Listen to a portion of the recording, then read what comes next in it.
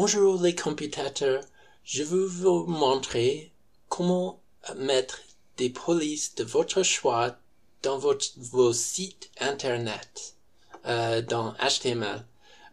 C'est simple, mais il faut savoir comment. Comme j'ai fait dans mon site ici, j'ai des polices spéciales que je mets dans le site pour si vous avez des fichiers TTF police TrueType, il faut sur votre système, mais ils ne sont pas sur les systèmes des personnes qui visitent votre site. Ils ne peuvent pas voir le police correctement. Donc, je vais vous montrer comment mettre ça dans le site actuel.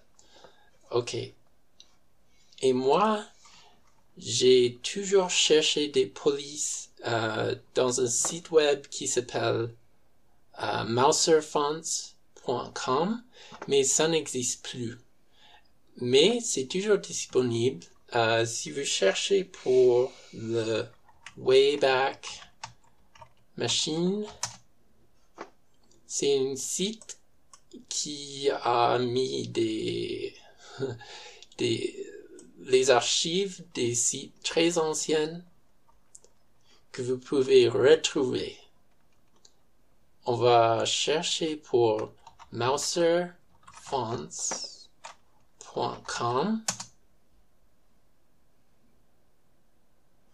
et c'est bien là. On va chercher vers 2013 et on peut voir le site comme ça. Ok. Et moi, je cherche pour le police. Vous pouvez faire votre recherche. Mais moi, je cherche le police 1979. Et l'image n'est plus disponible ici, mais peut-être c'est disponible là. Ah oui, c'est bien là. Une date plus ancienne, c'est disponible. Et je peux télécharger ce police, comme ça. Et je peux sauvegarder ça et décompresser le fichier. Mais moi, je l'ai déjà, donc on va commencer.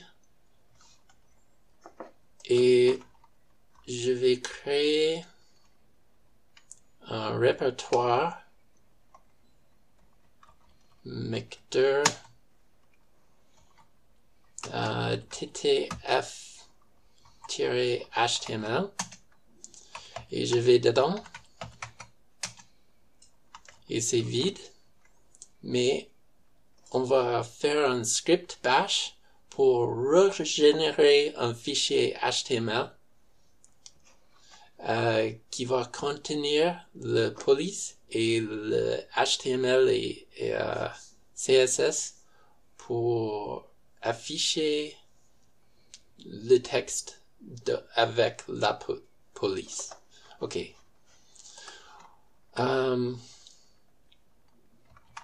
Je vais créer un script bash qui s'appelle générer.sh.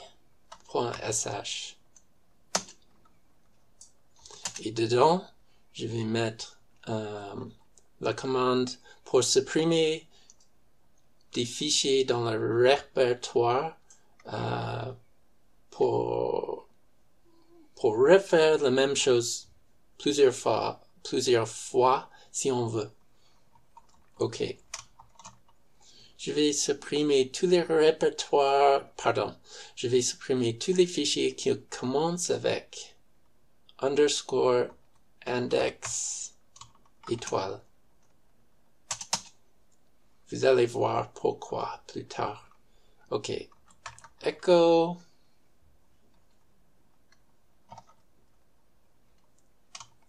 Et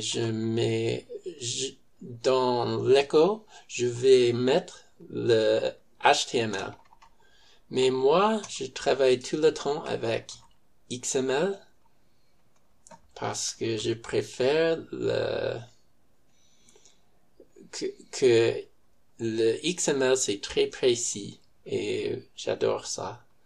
Donc je fais un tag XML version égale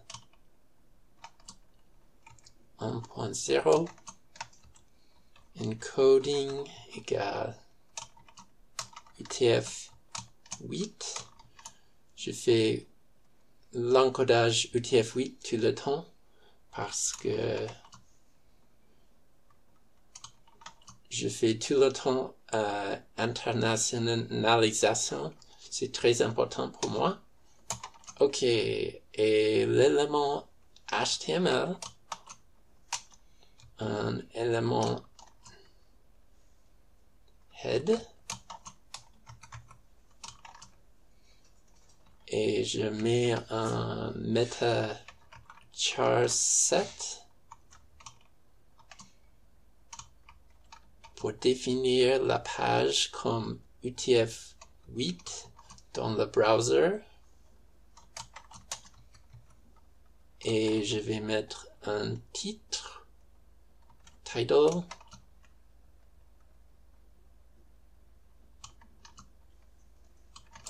apprends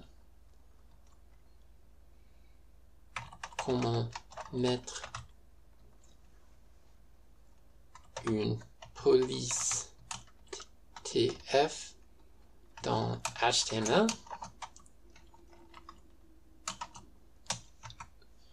Et on va mettre aussi de style dedans. Je vais commencer un police. Ça commence avec ampersand font-face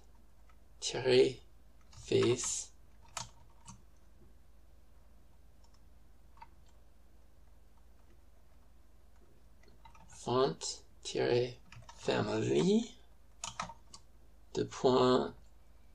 Et moi, je mets toujours les font family dans les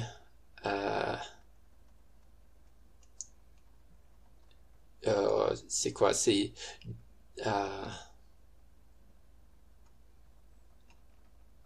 double quote.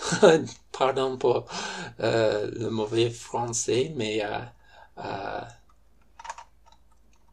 si je ne mets pas ça, on va faire la police 1979.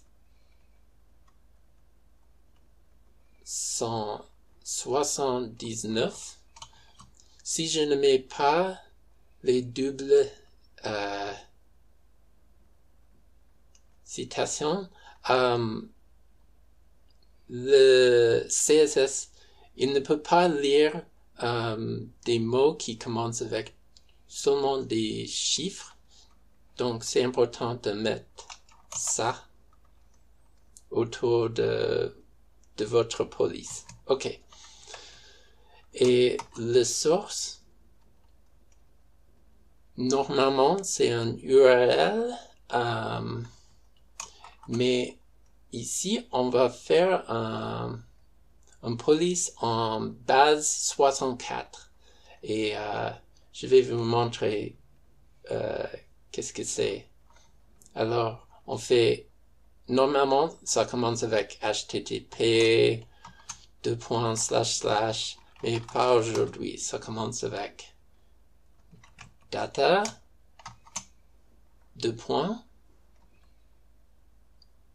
et on va déclarer le type de contenu, content type, et c'est font/truetype.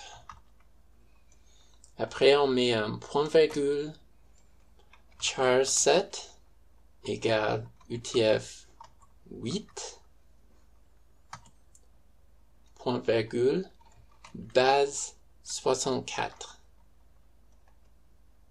Et un virgule. Et c'est tout pour l'instant. On va fermer la citation parce que après, il faut mettre les chiffres en base 64. Et on va mettre ça dans un fichier underscore index 01.html. OK. C'est le début du HTML. Mais maintenant, on va utiliser la commande dans Linux base 64 pour traduire notre fichier de police qui est dans home citate document Chris R font Mouser à 1979.ttf. Et je vais vous montrer le police ici. C'est un fichier numérique. Si je fais less ici, à l'autre côté, il dit que c'est binary. On peut le voir, mais ce n'est pas une bonne idée de mettre ça dans le HTML comme ça. Mais on peut générer du texte avec le police, avec la commande base 64, qui fait que tous les caractères sont des numéros ou des lettres, et c'est parfait. Aussi des slash dedans. Mais en tout cas, il faut que le texte soit dans une seule ligne pour que ça marche dans le CSS. Et on peut faire ça avec Perl, qui est très utile dans plusieurs circonstances. Ici, on va faire un pipe Perl-PE. Après, on va citer le mot chomp, qui cela veut dire manger en anglais. Mais c'est une commande spéciale pour enlever toutes les nouvelles lignes dans le texte. OK. Je vais vous montrer ce que ça donne. OK. Comme ça, il n'y a plus de nouvelles lignes, mais c'est toute une ligne entière. OK. On va prendre la commande ici pour le mettre dans le fichier ici. Je vais recommencer cette ligne et je vais mettre le résultat dans un fichier index 02 et je vais écrire police 1979.base 64. OK. Ce qui est important, c'est que ici, j'ai fait underscore index 01. Ici, j'ai fait underscore index 02. Parce que plus tard, je vais mettre tout ensemble, alphanumérique. Le HTML ici vient d'abord. Après, c'est le police en base 64 ici. Après, on va écrire davantage de HTML. Et vous allez voir. Ce qui vient après le underscore index 02, ce n'est pas très important. C'est juste du texte qui est collé ensemble dans l'ordre. C'est ça que je veux faire. Alors, on va écrire davantage de HTML avec echo. Je vais fermer la parenthèse là, plus haut. Et il faut mettre après la base 64 pour la police format et citer le mot true type.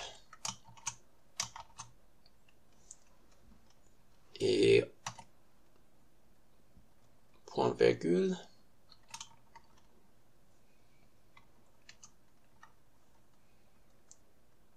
Bon. Nous avons fait une police, mais on va faire deux.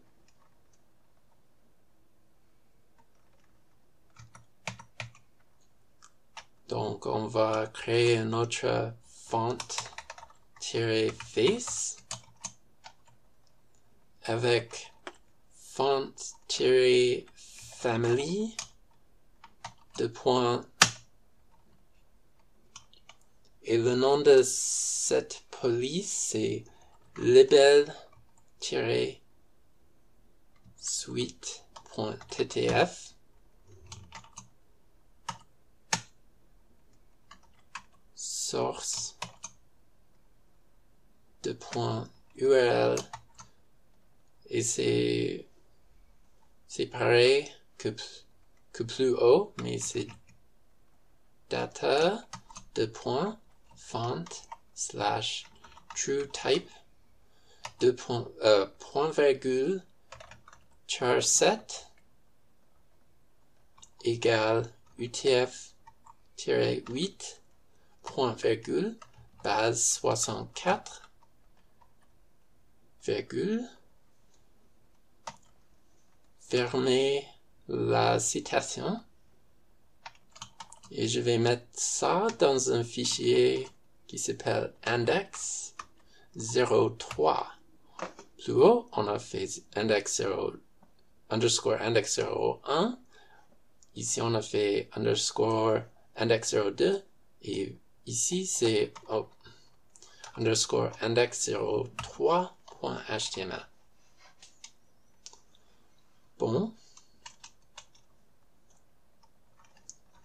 Et le police, c'est dans, on va faire base 64, home, citate, document, Chris, art, font, Mouser, L, libel, suite.ttf,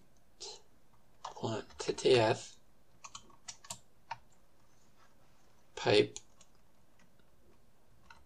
Perl-PE, citation, chomp, fermer citation, plus que underscore index 04 police libel suite.base 64. Bon. Ce qui reste, c'est de fermer le parenthèse ici et mettre format true type.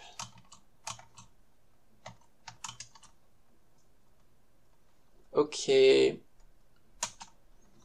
Et il faut aussi mettre de style pour des éléments texte qui va avoir ces deux polices.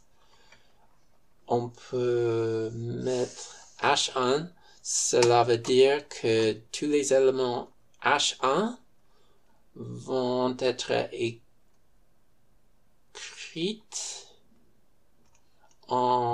avec la police 1979.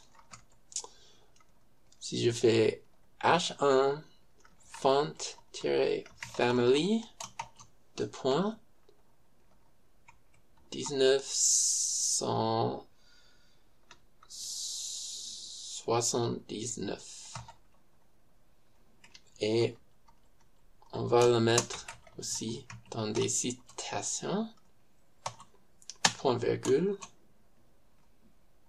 ok, et les éléments H2 avec font-family de point, label suite.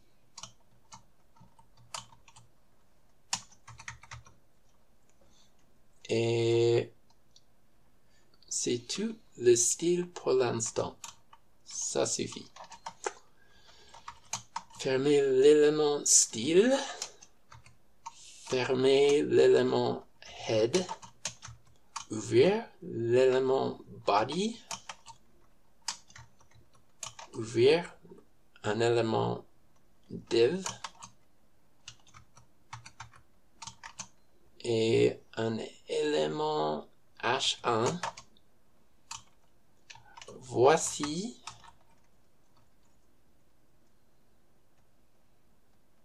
la police 1979. Fermez l'élément H1. Faire un élément H2. Voici la police label suite H2 et aussi voici la texte normal.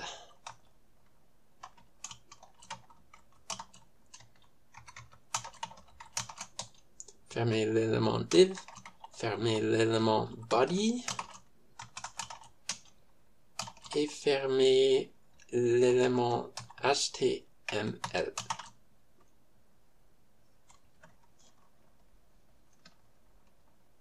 Et fermez la citation pour mettre tout ça dans underscore index 05.html.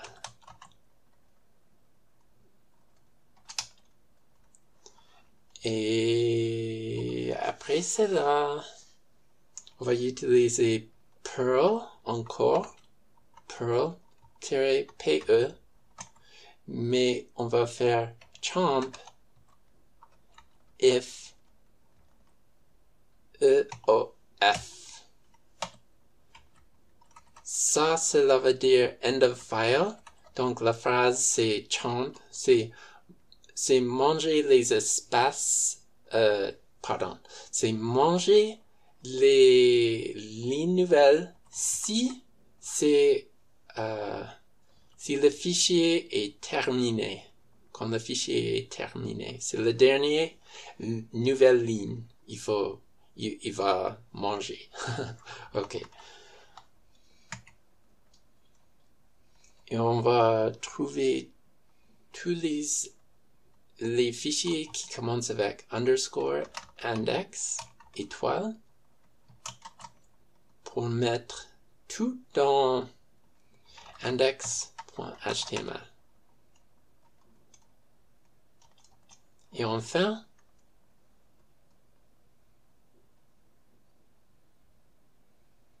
on va ouvrir le fichier, c'est xdg-open.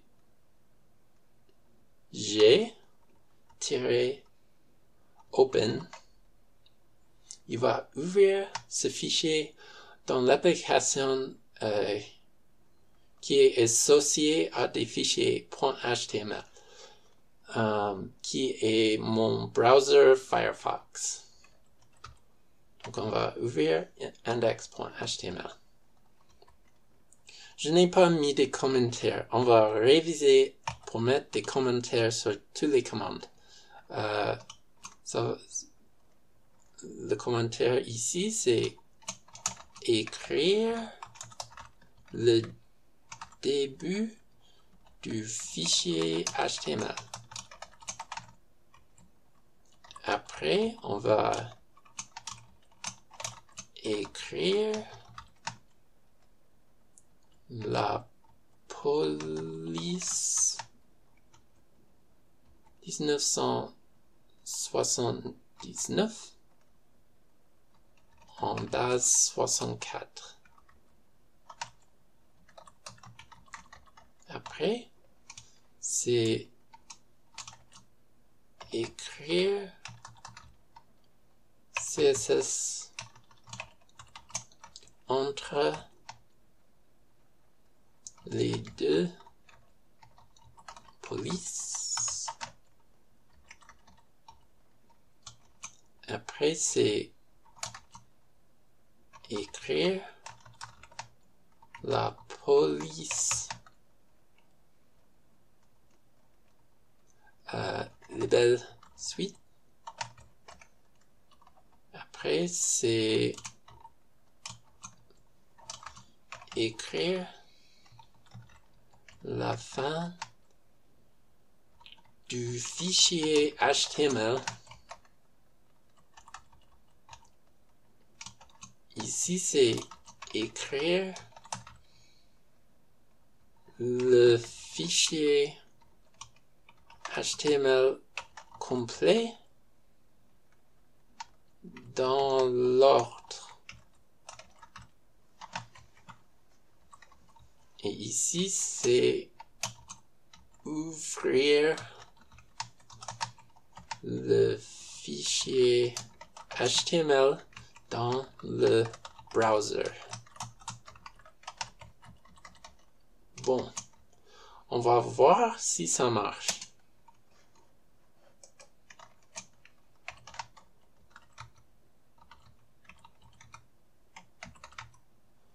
On va dans le répertoire. C'est démo. OK. Et on a toujours le fichier généré. On peut l'exécuter avec bash généré et on va voir ce qui se passe.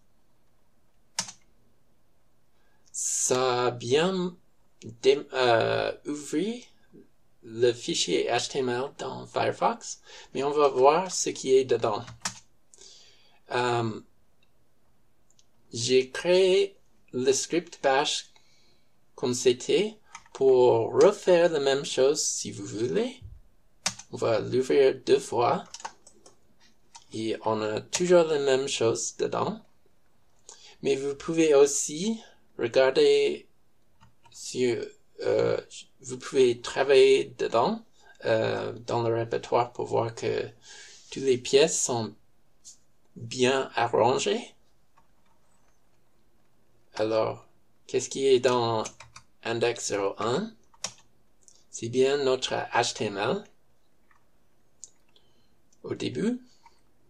Et dans index 02, c'est bien le police en base 64. Et index 03 contient le CSS entre les deux polices. Index 04, c'est le police en base 64, le deuxième police. Et index 05, c'est la fin du fichier HTML. Et qu'est-ce qu'on a si c'est tout ensemble? C'est dans index.ht, pardon, c'est index 100 underscore.